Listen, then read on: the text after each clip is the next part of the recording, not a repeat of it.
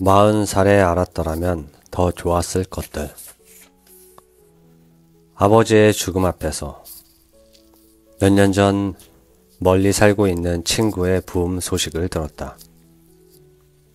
너무 멀리 있어서 마지막 가는 길 인사도 못하고 그저 친구가 가버린 먼 하늘을 보며 잘 가라고 울음 섞인 인사말만 흩뿌릴 뿐이었다.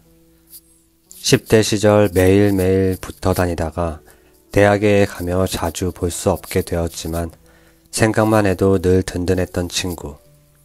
유난히 힘든 날 바쁘지 하며 전화하거나 메일을 보내면 늘 힘내라고 말해주던 친구.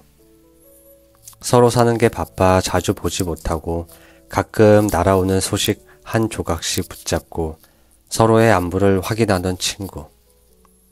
그 친구와 못다한 이야기가 너무 많은데 생활이 우리를 놓아주면 만나서 사는 이야기나 나누자고 약속했는데 친구는 뭐가 그리 급했는지 그 약속을 뒤로 하고 먼 곳으로 떠나버렸다. 그토록 많은 죽음을 만나고 그토록 많은 이별을 했지만 아무리 해도 익숙해지지 않는 게 바로 이별인 것 같다. 모든 이별은 마치 처음 맞이하는 이별처럼 낯설고 고통스럽다. 그래서 어린 새색시가 갓난아기를 안고 쩔쩔매듯이 매번 이별을 어떻게 안아야 할지 몰라 쩔쩔매게 된다. 그리고 이별을 경험하는 것은 너무 아픈 일이다. 자갈밭에 넘어지기라도 한 것처럼 여기저기 쓰라리고 아프다. 그래서인지 매년 가을마다 제 몸에서 나뭇잎을 떼어내는 이별의 고통을 묵묵히 견디는 나무를 볼 때마다 숙연해진다. 문득 먼저 가버린 친구가 못 견디게 보고 싶고 미안해진다. 조금만 더 자주 만날 걸. 조금만 더 같이 있어줄 걸. 네가 내 친구여서 참 좋다. 라는 말을 자주 해줄 걸. 왜 나는 모든 것이 다 지나간 뒤에야 후회를 하는 걸까? 조금만 더 서로에게 충실했다면, 조금만 더 많은 것을 나누었다면, 지금처럼 이별이 아프지는 않았을 텐데. 그랬다면 우린 서로가 나누었던 시간과 마음을 가슴에 품고 아쉽지만 따뜻하게 이별할 수 있었을 텐데. 후회와 회한으로 이별을 낯설고 고통스럽게 만드는 것은 바로 나 자신의 무관심과 이기심이었다. 친구와 함께 할 수 있었던 수많은 시간에 나는 무엇을 했던 걸까?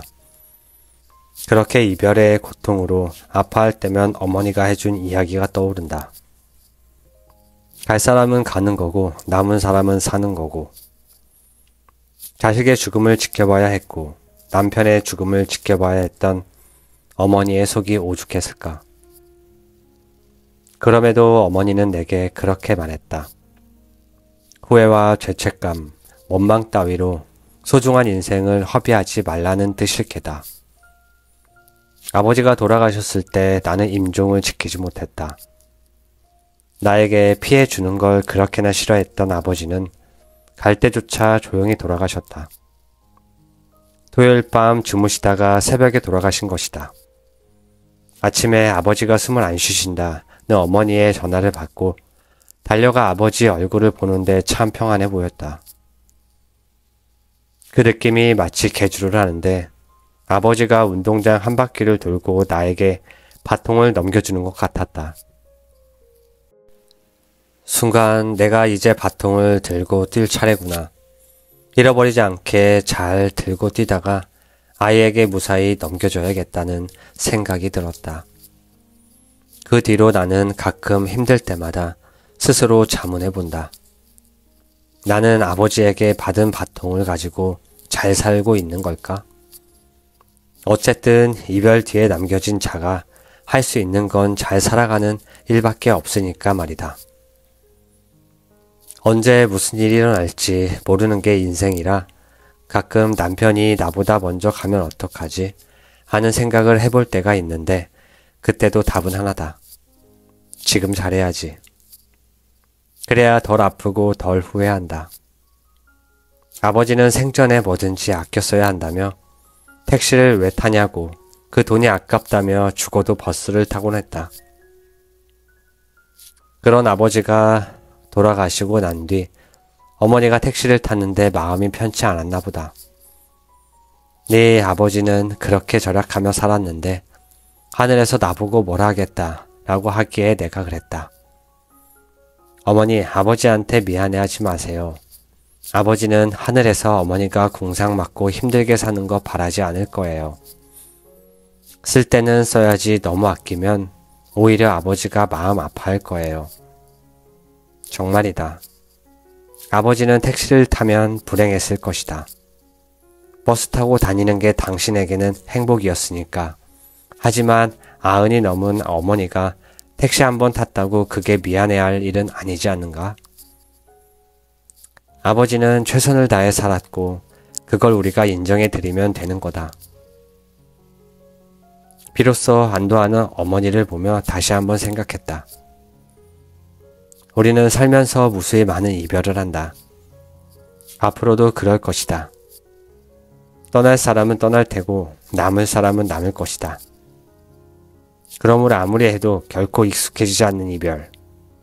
그 앞에서 우리가 할 수 있는 일이란 아쉽지만 따뜻한 이별을 준비하는 것일 게다. 오늘 하루 잘 살았고 오늘 하루 사랑하는 사람들과 더 행복한 시간을 보내는 것 말이다. 나이 듦을 받아들이는 태도. 친구가 90살 때 겪은 일이다. 누군가 자신에게 올해 몇 살이세요? 라고 물었는데 이상하게 선뜻 40이라는 말을 할 수 없었다고 한다. 39까지만 해도 아직 30대라고 생각하며 스스로를 위안하며 살았는데 왠지 40이라고 하면 1살 차이밖에 안 나지만 너무 나이 든 느낌이 난다는 이유였다. 친구의 이야기를 들으며 40살의 나는 어땠나 돌아보니 별 감흥이 없었던 것 같다. 체력이 예전 같지 않고 흰머리가 나기 시작했지만 그러려니 했던 것이다. 아니, 해야 할 일들이 너무 많아서 몸의 변화를 느끼기 시작했지만 별일 아니라며 애써 무시했다는 표현이 더 맞을 것 같다. 그런데 요즘 40살들은 고민이 많아 보인다. 그도 그럴 것이 예전에 40이 된다는 건 인생의 절반을 살았다는 뜻이나 다름없었다. 그런데 요즘은 평균 수명이 길어지다 보니 100세를 놓고 보면 40살이 되어도 아직 살아야 할 날이 60년이나 남아있다. 그러니까 뭘 새로 시작하려니 늦은 것 같고 그렇다고 안 하려니 시간이 너무 많이 남아있는 것 같은 나이. 그것이 바로 40인 것이다. 게다가 자신은 예나 지금이나 똑같은데 마음속에는 젊은 시절의 열정이 그대로 살아있고 앞으로도 많은 일을 할 수 있을 것 같은데 몸이 자꾸만 아니라는 신호를 건넨다. 흰머리와 잔주름, 떨어진 체력, 노안 등등이 40의 나를 한꺼번에 덮쳐오는 것이다. 아무리 젊음은 마음에 달렸다고 자기 최면을 걸어봐도 소용없다. 이제는 예전과 똑같이 술을 마시면 다음 날까지 숙취로 고생한다.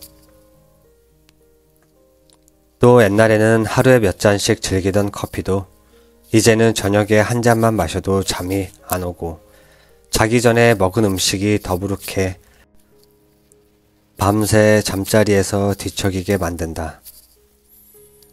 몸이 예전 같지 않음을 느끼게 되면서 조금만 몸에 이상이 와도 더럭 겁이 나서 병원을 찾게 되고 장롱 안에 보험 증서를 꺼내보게 된다.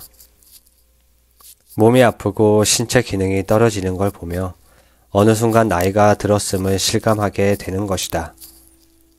그래서 40은 슬프다. 왜냐하면 날마다 조금씩 젊은 시절에 나를 잃어가고 있기 때문이다. 나이 든다는 것은 내가 소유했다고 생각하는 것들, 내 곁에 머물러 있다고 생각했던 것들을 하나씩 떠나보낼 때가 되었음을 알아가는 과정이다. 이제는 날씬했던 허리와 정열, 모험심, 시력 등이 사라져가는 것을 그냥 바라봐야만 한다. 젊은 시절 품었던 세계 곳곳을 여행하겠다던 꿈도, 이 세상의 모든 책을 읽어보겠다던 꿈도 나의 한계에 부딪혀 맥없이 주저앉아 버린다. 질병과 전쟁으로부터 이 세상을 구해내고 싶다던 젊은 날의 야심찬 이상도 현실의 벽에 부딪혀 물거품처럼 사라진다. 그러나 어느 시점이 되면 우리는 흔들리는 자신을 발견한다. 뭔가 모를 두려움이 안개처럼 깔리고 이제 더 이상 안전하거나 보장된 그 무엇은 없다는 생각이 든다. 인생의 중심이 흔들리고 주위에 많은 것들이 흩어져 사라지는 느낌에 문득 소스라치게 된다. 사업을 하다 망한 친구, 불륜에 휩싸이거나 이혼한 친구, 불치의 병을 앓고 있는 친구도 하나둘씩 생긴다. 게다가 중년기에 접어들면 아이들을 떠나보내고 부모의 부모가 되어야 하는 운명에 맞닥뜨리게 된다. 아이들은 우리의 품을 떠나 자신들의 삶을 개척하면서 우리를 뒤에 남겨놓는다. 그전까지는 집안의 우두머리였던 우리에게 아무도 엄마 아빠에게 물어봐야지 하며 쪼르르 달려오지 않는다. 말 그대로 집안은 텅 비어버린다. 그런데 그 사이 전에는 강하고 무섭게 보이던 부모님이 늙고 쇠약해진 모습으로 이제 우리에게 경제적 심리적으로 의지해온다. 그러면 우리는 부모로부터 독립해 삶을 꾸려가고 있다가 어느새 다시금 부모의 생활 속으로 잡혀 들어가는 느낌을 받는다. 심지어 늙고 쇠약해진 부모를 돌보면서 우리는 자신도 모르게 억압되어 있던 감정들을 보게 된다. 예전에 부모에 대해 느꼈던 짜증과 원망, 슬픔과 죄책감이 부모에 대한 사랑을 뛰어넘어 다시금 우리를 괴롭히기 때문이다. 그래서 정신분석가인 융은 마흔이 되면 마음의 지진이 일어난다고 했다. 삶 전체가 흔들리는 듯한 혼란을 겪는 것이다. 왜 그럴까? 내가 누군지도 모른 채 마흔이 되었다의 저자 제임스 홀리스의 따르면 우리는 1차 성인기인 12세에서 40세까지 누구의 아들, 딸, 누구의 엄마, 아빠, 어느 회사의 팀장으로서 가족과 사회 안에서 사회화된다. 그것은 진정한 본성에 따르기보다는 인생은 이렇게 살아야 하고 선택은 이렇게 해야 한다고 키워진 결과로서의 삶에 가깝다. 즉, 진정한 자신에게서 멀어진 채 살아온 것이다. 그러다 마흔이 되면 우리가 보낸 시간들이 오롯이 기록된 과거의 책장을 넘기며 이제껏 열심히 읽어온 삶을 돌아보게 된다. 그 과정에서 모든 것을 손에 넣었다 해도 내가 누구이고 내가 하고자 하는 일이 무엇인지, 그리고 단 한 번뿐인 인생에서 내가 성취한 게 과연 가치가 있는 것인지에 대한 회의가 몰려온다. 아직도 원하는 것이 많은데, 아직도 하고 싶은 일이 많은데, 시간은 계속 흐르고 우리에게 남은 선택의 폭은 점점 줄어만 가기 때문이다. 우리의 어린 시절과 젊은 날들은 가버렸고, 앞으로 나아가기 전에 잠시 걸음을 멈추고 우리가 잃어버린 것을 애도해야 할 시점이 된 것이다. 이처럼 중년의 위기 앞에서 우리는 삶을 재평가할 수 있는 기회를 갖게 된다. 즉, 지금까지 살아온 모습과 맡아온 역할들을 빼고 나면 나는 대체 누구인가? 라는 질문을 스스로 던져 봄으로써 진정한 나를 만날 수 있는 기회를 얻게 되는 것이다. 그러나 대부분의 사람들은 나이 들므로 인한 상실을 받아들이지 못한다. 그들은 중년이라는 나이가 싣고 가버린 많은 것들과 인생은 유한하며 죽음을 피할 수 없다는 사실을 한꺼번에 직면하면서 온 힘을 다해 다가오는 세월과 맞서 싸우려 든다. 그래서 어떤 사람들은 구두 뒤축을 땅에 깊숙이 박고 꼿꼿이 서서 모든 변화에 저항한다. 또 어떤 사람들은 필사적으로 다시 젊어지려고 애쓰기도 한다. 나의 듦을 부정하기 위해 더 분주히 움직이며 새로운 계획에 몰두하는 경우도 종종 있다. 이처럼 변화에 저항하는 사람들은 자신이 가지고 있는 힘에 집착하는 모습을 보이고 시간이란 현실도 부정하려 든다. 그래서 아이들이 자신의 말에 순종해야 한다고 주장하고 젊은 직장 동료들에게 분수를 지키라고 충고한다. 폭풍우 속에서 휘어지지 않는 참나무처럼 말이다. 그러나 정작 그들은 건강이나 결혼 생활 혹은 직장에서 작은 변화라도 생기면 부러지고 만다. 젊음을 다시 찾으려는 사람들은 과거로 되돌아가려 한다. 그래서 예전에 가졌던 것, 좋아했던 것들을 다시 한번 갖고자 한다. 그들은 오랜 시간을 같이 살아온 배우자에게 등을 돌리고 젊고 새로운 상대를 찾아 헤매거나 일시적으로 타오르는 불같은 연애에 몰입하기도 한다.